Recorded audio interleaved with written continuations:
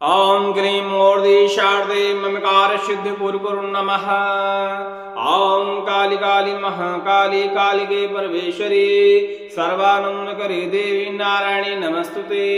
ओम ह्रीं क्लीं छीं ह्रीं ह्रीं प्रीं ह्रीं। सभी लोगों को जय श्री राम, जय हनुमान जी महाराज की। देखिए, इस कराल काल कलयुग में शत्रु बाधा से लगभग हर व्यक्ति परेशान है। कहीं ना कहीं शत्रु हमेशा द्वेष करते हैं, पीठ पीछे घात करते हैं, तरह तरह के टोनी टोटके भी करने का प्रयास करते हैं। कहने का मतलब कहीं ना कहीं आपको क्षति पहुंचाते रहते हैं।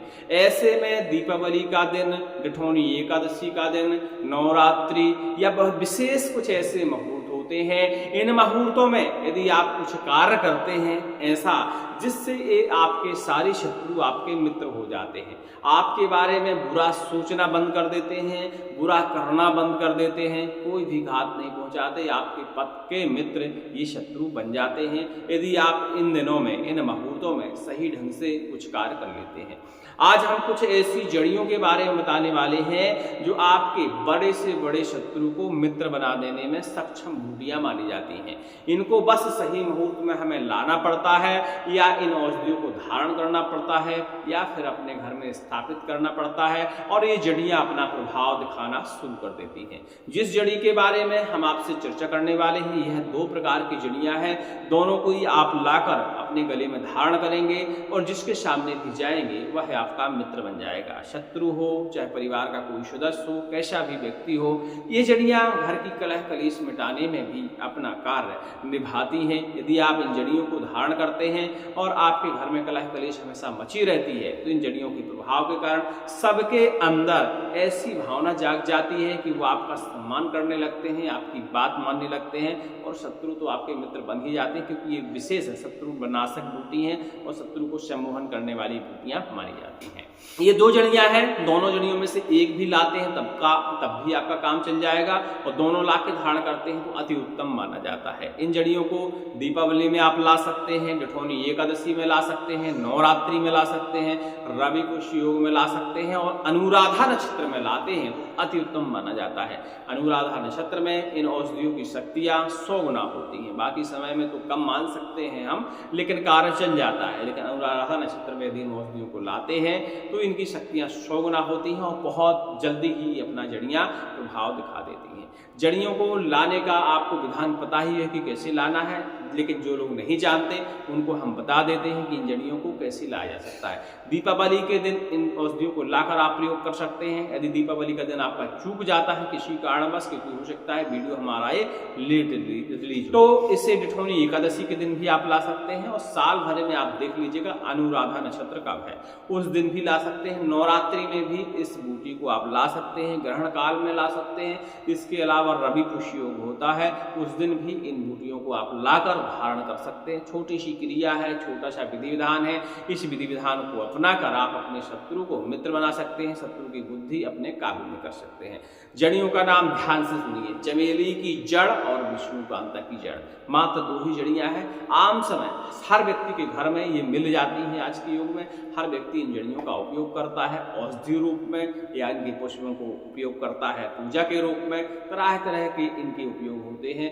आप इनका उपयोग करके अपने जीवन में कुछ सुधार कर ही सकते हैं। कैसे लाना चाहिए इन जड़ियों को, चाहे आप दीपावली के दिन लाएं, जेठौनी एकादशी के दिन लाएं, अनुराधा नक्षत्र में लाएं, या नवरात्रि में लाएं, रवि कुश योग में लाएं, कभी भी इन जड़ियों को यदि लाएं, सबका विधान लगभग एक ही जैसा है, कोई परिवर्तन इन विधान में है नहीं है। तो आप अपना समय चुन लीजिएगा कि कब इन औषधियों को आपको लाना है। लाने का इनका एक छोटा सा नियम होता है, उस नियम का हमको पालन करना है। सर्वप्रथम हमें थोड़ा सा जल ले जाके औषधि की जड़ में हमको डालना होता है, और कलावा इनके तने में बांध देना होता है।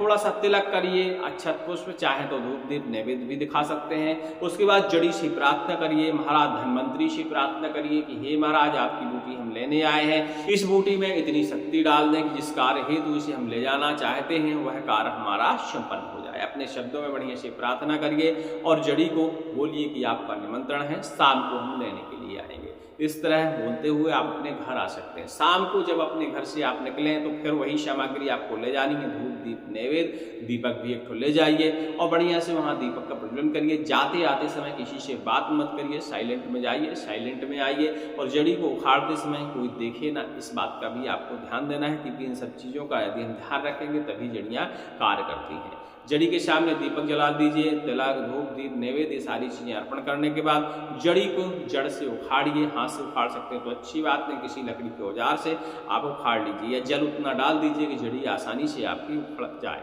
तो रात्रि के समय में सूर्यास्त के बाद इस जड़ी को लाना होता है, कुछ सावधानियां रखनी होती हैं। जब जड़ी में शक्ति आ जाती है तो वह अपना रूप दिखाती है, कभी कभी भय पैदा करती है, कभी कभी उल्टे जीव जंतु वैसे दिखा देती है कि हमको भय हो जाता है। तो हमें डरना बिल्कुल नहीं है, आराम से जड़ी को श्री नारायण का ध्यान करते हुए, माँ चामुंडा का ध्यान करते हुए आपको जड़ी को लाना है। और जड़ी को जब उखाड़ें आप तो उसमें कुछ मंत्रों का पालन करना है। या तो आप ओम ऐं ह्रीं क्लीं चामुंडाय विच्चे इस मंत्र का जापन करना शुरू कर दीजिए, या ओम बंदंडे महादंडाय स्वाहा, ओम बंदंडे महादंडाय स्वाहा, इस तरह आप पाठन करिए मंत्रों का। दो में से एक मंत्र का किसी का भी ले लीजिए, चाहे तो दोनों मंत्रों को दोहरा सकते हैं और जड़ी को आप उखाड़ कर अपने घर ले आइए। घर में लाने के बाद उसे बढ़िया से पटे के ऊपर स्थापित करिए। साफ जल से धोने के बाद लाल कपड़े के ऊपर बिछा कर रख दीजिए। उसका धूप दीप नैवेद्य आदि सारी विधियों से आप पूजन करिए। अपनी नित्य पूजा होने के बाद ही यह क्रिया आप करिए, ठीक है। पूजा करने के बाद जड़ी को प्रणाम करिए, अपने शयन कक्ष में जाके सो जाइए। बस छोटा सा कार्य है, कुछ ज़्यादा नहीं करना है आपको, ठीक है। उससे जड़ी को रात भर अपने स्थान पर, पूजा स्थान पर रहने दीजिए। सुबह उठने के बाद सूर्योदय से पहले उठना है, सूर्योदय नहीं होना चाहिए।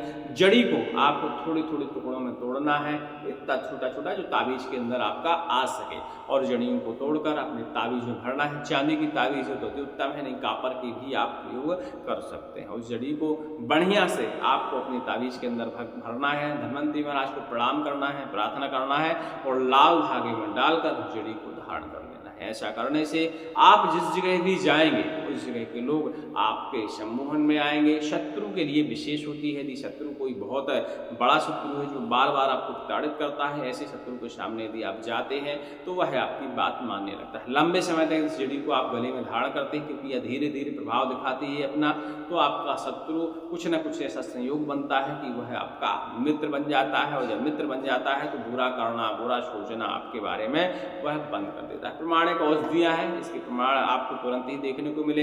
जैसे ही इस जड़ी को आप धारण करते हैं आपके घर में परिवर्तन नजर आने लगेगा। घर में चिड़चिड़ापन अपने आप ही धीरे धीरे 2-4 दिन में खत्म हो जाएगा, अपने आप ही स्थितियाँ बदलती हुई नजर आएंगी। इन जड़ियों को यदि लगातार आप अपनी पूजा स्थान में रखकर धूप दीप नित्य इनको दिखाते हैं तो आपके घर में धन आगमन का मार्ग भी खुलता है और समझ लीजिए कर्ज से मुक्ति के भी संयोग बन जाते हैं। कहीं ना कहीं से आपके घर से नकारात्मक ऊर्जा दूर हो जाती है, या कहा जाए तो आपकी नकारात्मक ऊर्जा आपके सम्मोहन में आ जाती है और वह आपके अनुकूल कार्य करने लगती है, मतलब सकारात्मक ऊर्जा में बदल जाती है, जिससे घर में बहुत ज़्यादा परिवर्तन देखने को। उम्मीद करते हैं हमारी बात को आप समझ गए होंगे। चमेली की जड़ है और विष्णुकांता की जड़ है, आसानी से दोनों औषधियाँ पौधे मिल जाते हैं आपको, तो इनका प्रयोग आप कर सकते हैं। दीपावली के दिन यदि चूक जाते हैं तो दिखौनी एकादशी में करिए, या इन औषधियों को यदि अनुराधा नक्षत्र में करते हैं तो बहुत अति उत्तम होता है। समझ लीजिए कि आपको 100% इन औषधियों की ऊर्जा देखने को मिलेगी और आपके कार्य शीघ्र संपन्न हो जाएंगे। यदि कोई बहुत बड़ा कार्य बिगड़ा पड़ा है, बहुत दिनों से हो नहीं रहा है,